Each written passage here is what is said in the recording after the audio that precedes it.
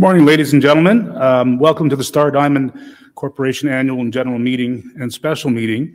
Welcome to all of you in present here, and also the simulcast crew who are watching online around the world. I am the Chairman and Interim Chief Executive Officer of the Corporation, and in accordance with the bylaws of the Corporation, I will ask the position of Chairman for this meeting. I will assume the position of Chairman for this meeting.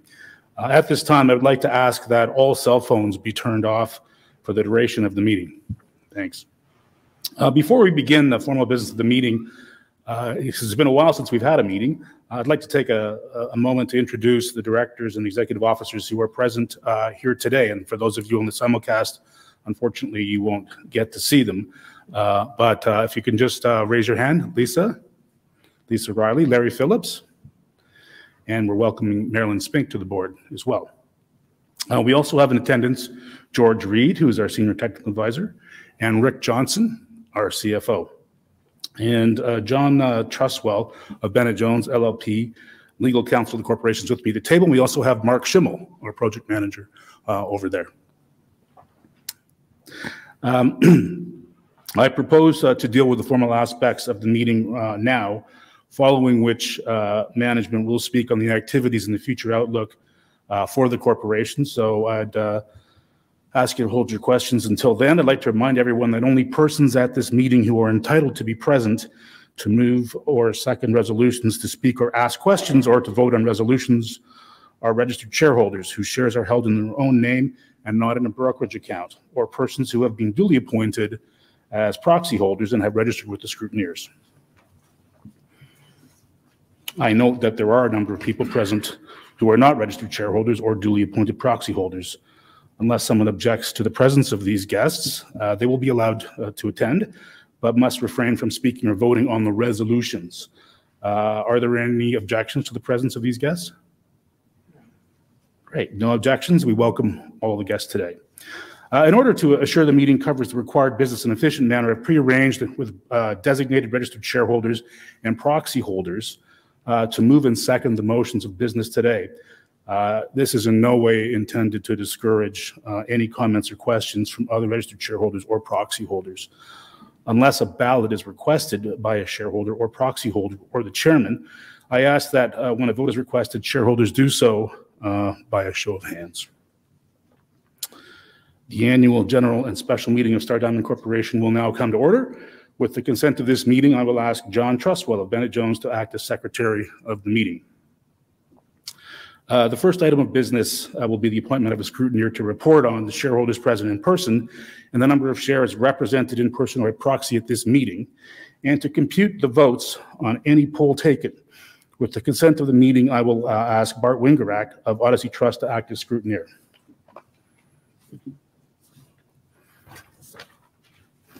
I have received a declaration as to the mailing prepared by Odyssey Trust indicating that the common shareholders of record at the close of business on March 31st were mailed the notice calling this meeting. I instruct the secretary to keep a copy of the notice of meeting with proof of service with the minutes of this meeting.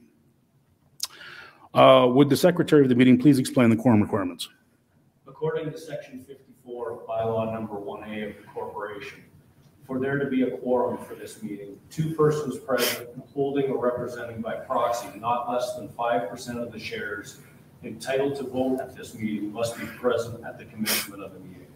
Mr. Chairman, the scrutineer's report indicates that there are 16 shareholders present in person or represented by proxy holding 143,655,802 shares. I therefore declare that the requisite quorum of shareholders is present. I direct the scrutineer's report be annexed to the minutes of this meeting. Great, thank you, John. I now declare that the meeting has been regularly called and is properly constituted for the transaction of business. I now present to the meeting the audited financial statements of the corporation for the year ended December 31st, 2023, together with the report of the auditors thereon. I will not ask shareholders to approve the financial statements. However, I would be pleased to deal with any relevant questions concerning the financial statements following the meeting. We will now proceed with the election of directors. The board has determined that 4 directors are to be elected, and I will now receive nomination for the election of the 4 directors for the ensuing year or until their successors are elected or appointed. Mr. Chairman, my name is Debbie Bennett, and I am duly appointed proxy holder of the corporation. I nominate for election as directors of the corporation the nominees named in the April 14, 2023 information circular, namely Ewan Mason, Lisa Riley, Larry Phillips, and Marilyn Spink. Thank you, Debbie. As no additional nominations were received in accordance with the advance notice provision of the corporation's bylaws, no additional nominees for election of the board of directors will be considered. I will now ask for someone to move and second the motion to elect those nominated as directors of the corporation. Mr. Chairman, my name is Mark Shuman. I am the duly appointed proxy holder of the corporation. I move that Ewan Mason, Lisa Riley, Larry Phillips, and Marilyn Spink be elected as directors of the corporation for the ensuing year or until their successors are elected or appointed. Mr. Chairman, my name is Debbie Bennett, and I am duly appointed proxy holder of the corporation. I second the motion. Great, thank you both. The motion is now open for discussion, if any. All those in favor, please signify by raising their hand. Contrary? As the number of directors nominated is equal to the number of board positions to be elected, I declare that the 4 nominated individuals are duly elected as directors of Star Diamond Corporation to hold office until the next annual meeting or until their successors are elected or appointed. The final voting totals for each director will be available in the press release to be issued by the corporation following the meeting. The next item of business is the appointment of auditors, and I ask for a motion in that regard, please. Mr. Chairman, I nominate KPMG LLP Chartered Professional Accountants for appointment as the auditors of the corporation to hold office until the next annual general meeting of shareholders at such remuneration as may be determined by the board of directors. Mr. Chairman, I second the motion. Great, thank you both. The motion is now open for discussion, if any. Okay, all those in favor, please signify by raising their hand. Contrary? I declare the motion carried. The final voting totals for the auditor appointment will also be available in the press release issued by the corporation following the meeting.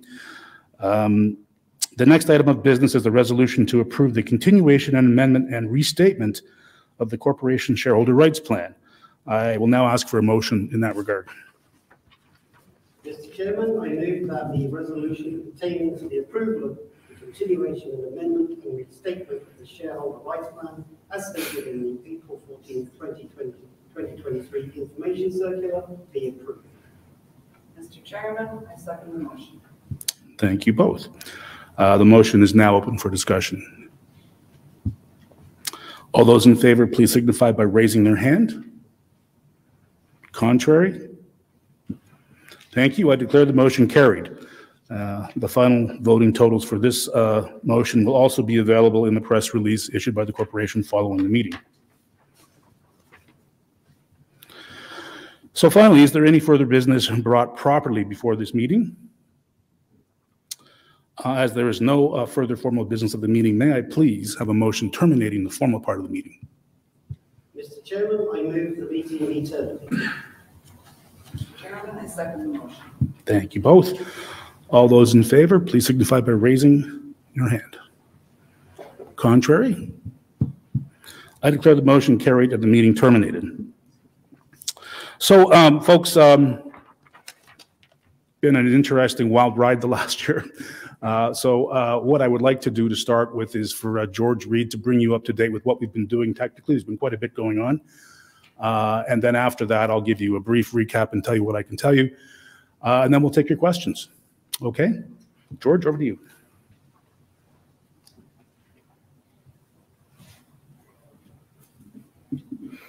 Thank you, ladies and gentlemen. It's nice to be back and talking to you in person once again.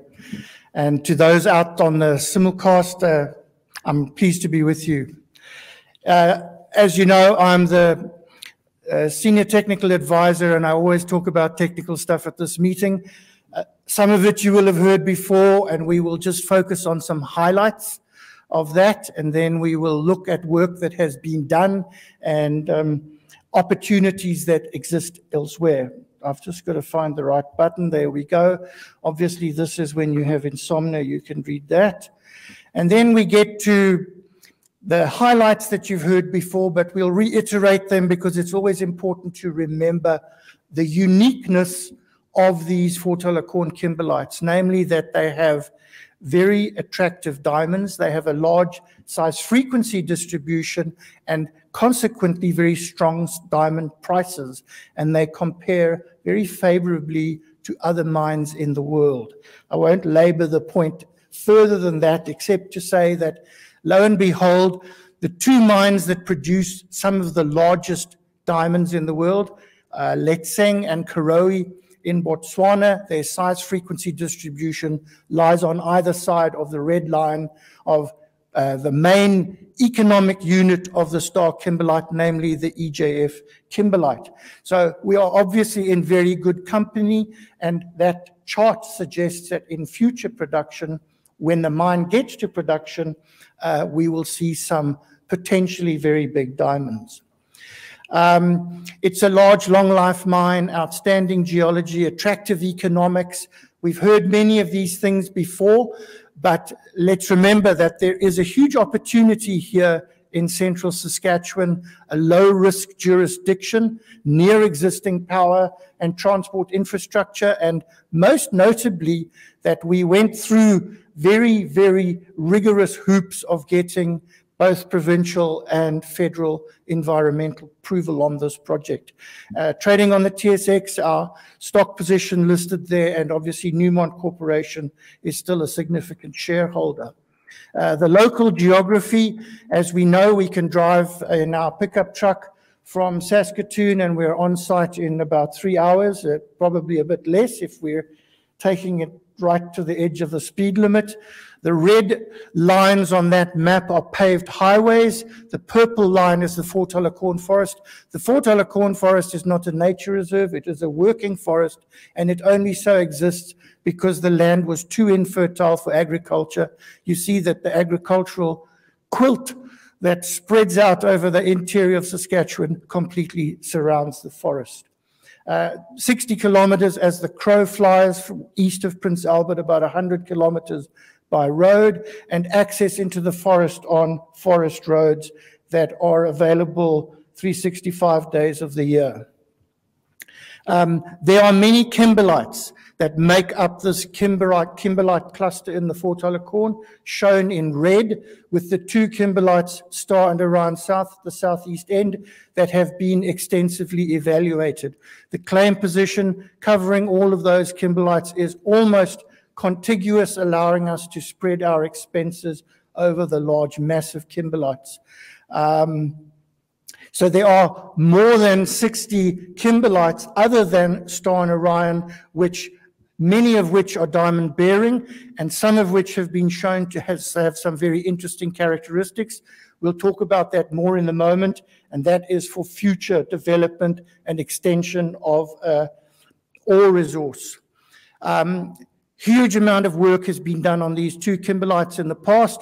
Fortunately, in the past, Shaw Gold Inc., which became Star Diamond Corporation, had one kimberlite to focus on, and that was the Star kimberlite. And we went all out and we did a bulk sample at the recommendation of one of our directors, the late Hugo Dummett, and a very extensive program of core drilling to identify the size and shape and the internal structure of the kimberlite, large diameter drilling, grade determination across the kimberlite and in the vertical dimension, and then the shaft sinking with the underground development, removing some 75,000 tons from underground and almost 11,000 carats of diamonds. And notably, a 49-carat stone was the largest stone recovered from Star. We then replicated that process at Orion South, and the largest stone from Orion South was 45.9 carats. Stones of that magnitude are unique in a bulk sampling exercise. So straight away, that's a flag that there's something special here. Lots of large diameter drilling. Unfortunately, the exercise on Orion South was curtailed by the world financial crisis in 2008 or early 2009. And so you can see the number of carats that we have from Orion South is smaller. But there is a unique characteristic to Orion South, is that it's overburden is significantly shallower by some 30 meters than Star. It also has high-grade kimberlite in proximity to the overburden, so it's very good for quick cash flow, and it would be the target to be developed first. Attractive diamonds. We did our first valuation back in 2004, and straight away we were at $135 a carat, and we knew we were ahead of the game. And now we see we're up at $200 a carat and more for Star, $169 for Orion South, and overall for both bodies together by a weighted percentage of their ore contribution is $190 a carat. Those are 2018 numbers, and I would think those numbers would be a bit higher at the moment. The market strengthened incredibly during portions of the pandemic. It has softened recently, but the outlook in the future is always optimistic. High value goods. You've seen this picture before, but we'll reiterate it. Obviously, the diamond in the bottom at the center is the type 2A stone of almost 12 carats, $11,000 a carat. And so very valuable diamonds once you get into diamonds of this magnitude and of this gin and tonic white color and clarity. Notably, the yellow stone from Orion South, 10.53 carats, $8,000 a carat recovered, and both of those big stones were covered from large diameter drill holes. There is also a proportion of these internally flawless octahedra at both Star and Orion South, and type 2A stones, which we will talk about in a moment. So the type 2A stones are very rare in most kimberlite mines in the world. There are certain unique occurrences such as Letseng, Karowe in Botswana, and Cullinan in South Africa, which have significant contributions of type 2s. Certainly, in the case of Star, our proportions are approaching that of Letseng, which is supposed to have the most in the world. Certainly, we're up at 26%, whereas on a world average, we're talking about 1.3%, so very low numbers of these goods normally in kimberlite pipes. And yet we have unique abundance in both Star and Orion South. And we'll talk more about another one in a moment. In 2018, we did a PEA, and we had to make sure we brought our costs down, we minimized our cost, hence the bucket wheel excavators to remove the significant overburden, and then also XRT sorting machines, which have come into fashion to ensure that we recover the big diamonds whole and do not break them. The statistics there, I think you've all seen before, 470 million tons of ore, 66 million carats, 34-year mine life, and you generate money quickly, $1.4 billion pre-production capital cost, but repaid in the first 3.5 years. And so we can see our NPV at 7% of $2 billion and 19% IRR. The general arrangement for the PEA would be 2 open pits, Orion South going first due to its shallower overburden, followed by Star, and the waste from Star would end up in Orion South, and the overburden would end up on that pile, which would be revegetated and made to just look like the forest. The same would apply to the processed kimberlite that is on the east side of the plant. What is that? Anybody significant? I think we can continue. Okay. We'll carry on. The Saskatchewan River does not affect the pit on Star and Orion South, nor do the kimberlites affect the pit on the Saskatchewan River. Affect the Saskatchewan River. Obviously, with diamond projects, they generate cash quickly, and you can see here annual and cumulative cash flows from the 2018 PEA, obviously going negative at the beginning when the mine is built, and then generating a huge amount of money as we go on through the life of mine. And here we can see the carat production, blue being for Orion South, transitioning seamlessly to Star, which is dominantly red and yellow. And there are some very high value areas in Star, notably the Star CPK, which are the yellow bars, which contain some absolutely beautiful diamonds that are getting up at $300 or perhaps even $400 a carat. We then have done a joint venture with Rio Tinto. It started as an option to joint venture agreement.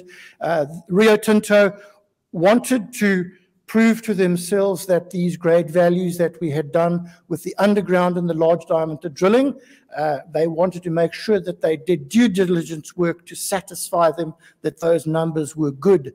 And they came up with a very innovative approach to use these trench cutter rigs to drill very large volume holes, because the kimberlite has a relatively low grade. You have to take a very big bulk sample, and this enabled such a bulk sample to be taken quickly.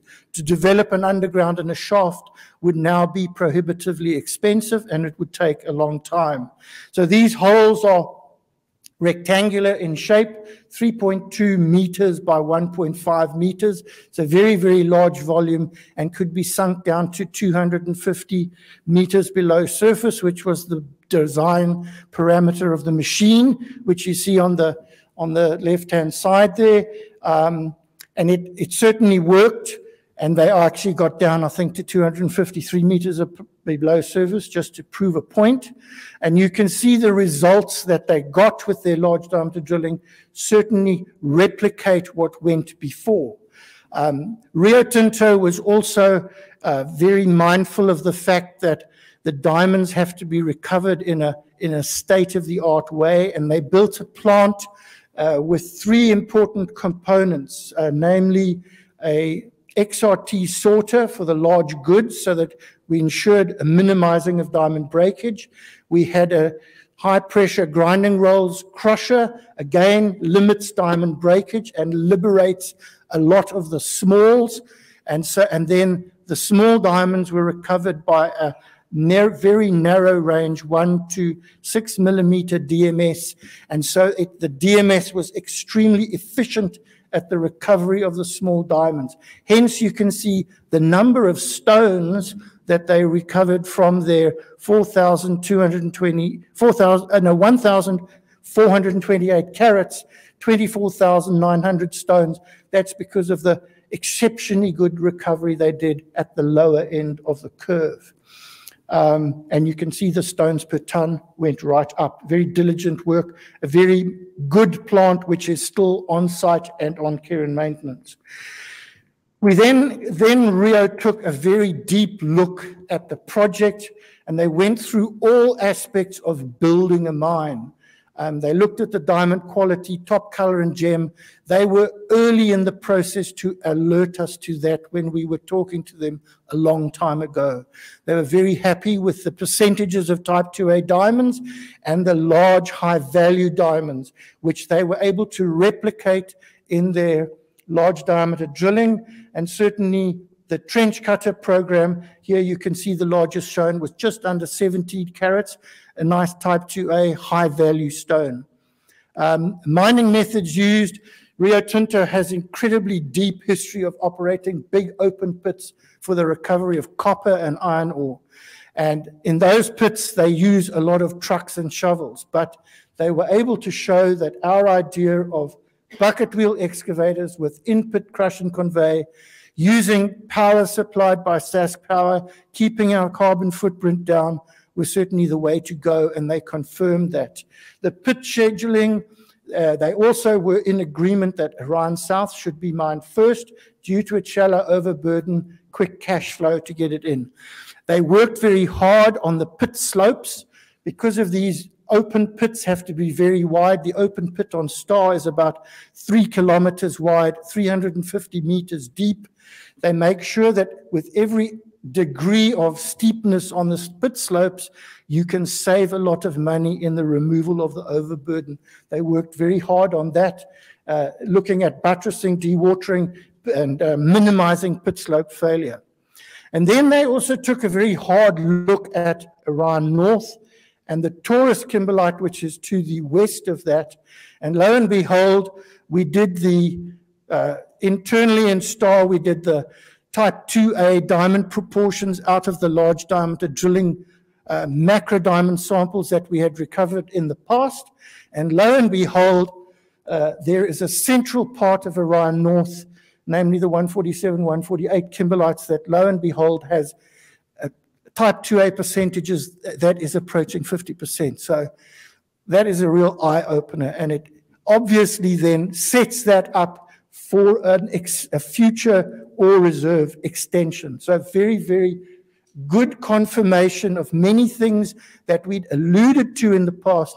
They did a lot of hard work to prove that. We then move on to look at, we have a 50% interest with Cantera Minerals based in Vancouver, and looking at the Buffalo Hills Diamond Project in northern Alberta, just near Red Earth. It is, it's access to provincial power grid and a pool of local workers. And of course it is, if we see on this map, there is the green is a paved highway, the red is Forest Road, and sort of any time of the year, more or less, you can drive to virtually the K6 kimberlite. Mark and Brian, who's not here, Mark, who's here today, they walked in there on from the end of the road to the K6 kimberlite. There are a number of kimberlites that certainly have diamonds, and then there are a few of those that have very interesting diamonds, notably slightly elevated type 2A goods, and as well as in K6, there is a very unusual population of beautiful yellow diamonds. There is core drilling that has been done, there is some bulk sampling that has been done, but certainly the work initially needs to focus on augmenting those results for K6. Here you can see Mark Schimmel standing in a bulk sample pit at K6, from which material was removed. That was also done from K14. So there are a number of kimberlites. They have varying grades. There is certainly opportunity that needs to be explored.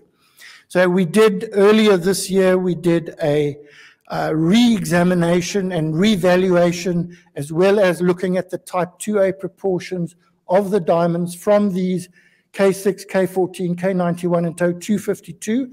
And while these samples are small, originally from bulk samples and some drilling as well, we got significant initial diamond prices that exceed $100 a carat, very favorable, going up to 160 on K14, which is the most well-constrained of these others, which have very small diamond. But certainly there is an opportunity that we aim to explore. Ewan has introduced everybody. I think that's all for the technical presentation. I'll hand back to you, and thank you very much.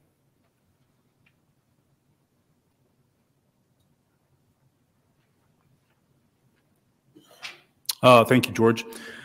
I have been telling shareholders for quite some time that today I was going to tell everybody where everything stands with Rio Tinto, our partner, because I was getting tired of waiting. Unfortunately, there were developments last week, and our corporate counsel has gagged me and told me I'm not allowed to say anything. So what I can tell you is that discussions are encouraging. I believe we'll have this issue with their ownership resolved shortly. And because of that, I've instructed George and his team to get cracking on the feasibility stuff. We have been doing a study for the last month or so on the diamond parcels and seeing if we can take them and correlate them with what shows up in Orion South, so we can shortcut the feasibility process. So our plan is to get that percentage back that Rio owns, immediately launch a feasibility study. We hope to do that in less than 2 years. And while we're working on that feasibility study, we're going to poke some holes in the Buffalo Hills joint venture and see if we can't come up with some big, juicy yellow diamonds. So I think the future is great for Star Diamond, and this $4 Corne property will be mined for a century when the mine gets going. This is no small beer by any measure, and we appreciate all the support you've given us over the years. And you'll just watch what happens once we get the rest of that project back. We're not taking any hostages. So what I'd like to do right now is take your questions. And of course, if you have a question, I'm going to have to repeat it into the microphone for the simulcast crowd. So please, if there's any questions, let me know. Perfect. No questions. I like that. Okay, well, listen. Oh, I see a question back there. I just wanted to say that I think that management and the board has done a pretty good job considering the untenable situation Rio Tinto hope that recognize that there is support despite all of things that have happened with Rio Tinto. A question that you may or may not be able to answer right now, which is, will Rio Tinto remain in the picture if and when we get the project back? So the question is, will Rio Tinto remain in the picture if and when we get the project back? I can't answer that question. I know the answer, but I can't give it to you. So sorry. Will you ensure that when this deal is done, that there are protections in place should Rio Tinto still be around to protect us from any more nefarious activities by Rio Tinto? I don't know about nefarious activities, but I can assure you that if and when a transaction is inked, courtesy of legal counsel, there will be protections up the yin-yang, because there needs to be. Another question that I have, are there actually interested parties who have expressed interest in looking at the project should Rio Tinto exit? The question was, are there interested parties that have expressed interest in the project should Rio Tinto exit? All I can say is no one has directly contacted me about that yet. Anybody else? Well, listen, there is coffee and water over there. It's free. So that's the only free stuff you get from us for a while. So please help yourself. If you want to have a chat, I'll be around for a few more minutes, and please come on up. Thanks to everybody, and thanks to the simulcast team.